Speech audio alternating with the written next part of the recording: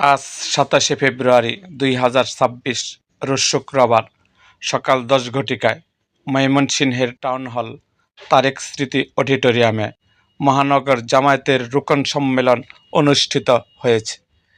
এই সম্মেলনে বিশেষ অতিথি হিসাবে উপস্থিত ছিলেন কেন্দ্রীয় নির্বাহী পরিষদ সদস্য, প্রচার ও মিডিয়া বিভাগের সেক্রেটারি অ্যাডভোকেট মতিউর রহমান আকন্দ।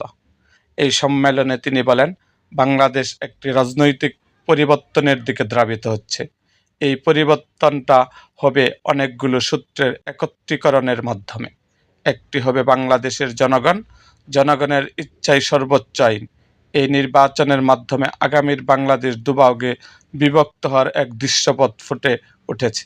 একদিকে থাকবে ইসলামী আন্দোলনের আদর্শের পক্ষের শক্তি এবং ভারতীয় আধিপত্যের বিরোধী শক্তি।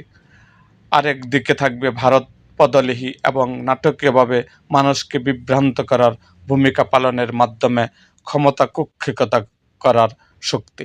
অবশেষে এই শক্তি পরাজয় এবং দাফন সম্পন্ন হবে ইনশাআল্লাহ।